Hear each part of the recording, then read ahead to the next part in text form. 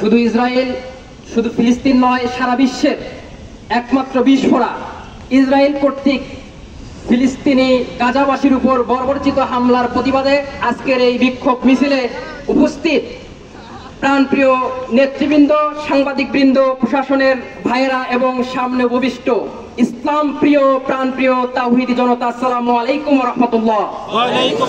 সম্মানিত উপস্থিতি, আপনারা জানেন গত রমজানে গাজাবাসীর উপর বর্বরচিত হামলা শুরু করেছিল। তারা যুদ্ধবিরতি চুক্তিকে উপেক্ষা করে তারা ফিলিস্তিনের উপর বর্বরচিত হামলা শুরু করেছিল। আমরা দেখেছি রাসূলুল্লাহ সাল্লাল্লাহু আলাইহি সাল্লামের সময়ও হুদায়বিয়ার সন্ধি যখন করেছিল সে সময়ও তারা চুক্তি ভঙ্গ করেছিল কাফের সম্প্রদায়। এরকম ভাবে তারা যখন চুক্তি ভঙ্গ করেছিল আল্লাহ পাক রব্বুল আলামিনের সাহায্যে তারা পৃথিবীর বুক থেকে তারা চিরতরে মুছে গিয়েছে। আমরাও ইসরায়েলকে বলে দিতে চাই, যেহেতু চুক্তি ভঙ্গ করেছো, তোমরাও পৃথিবীতে আর বেশি দিন টিকে থাকতে পারবে না। অতি শীঘ্রই পৃথিবীর মানচিত্র থেকে ইসরায়েলকে মুছে ফেলা হবে। আমরা বলতে চাই, আমরা দেখেছি বাংলাদেশে এখনো বিভিন্ন জায়গায় ইসরায়েলি পণ্য ব্যাপকভাবে ব্যবহার হচ্ছে। আমরা এখনো সতর্ক হচ্ছি না। যারা এই পণ্যের সরবরাহ করছে আমরা তাদেরকেও সতর্ক করে দিতে চাই, অচিরে ইসরায়েলি পণ্য সরবরাহ বন্ধ করতে হবে, সতর্ক থাকতে হবে আমরা যেন ইসরায়েলি পণ্য আর ব্যবহার না করি। সম্মানিত উপস্থিতি, আমরা দেখেছি ইতোপূর্বে বাংলাদেশের পাসপোর্টে ইসরায়েল ভ্রমণ নিষিদ্ধ ছিল, কিন্তু গত ফ্যাসিস্ট সরকার সেই ইসরায়েলে ভ্রমণ করা আবার চালু করে দিয়েছে।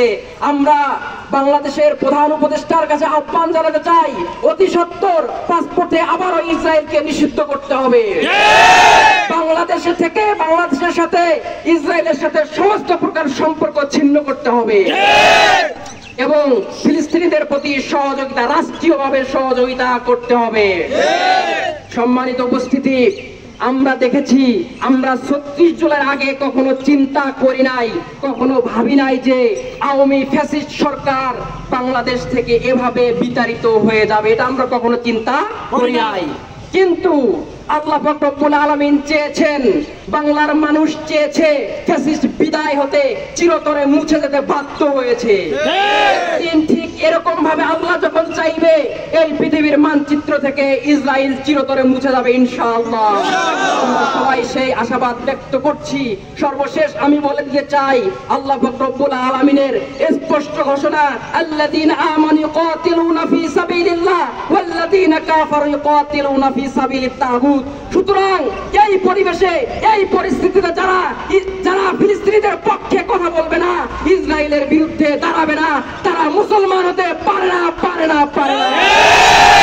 তাদেরকেও এই সমাজ থেকে বয়কট করতে হবে।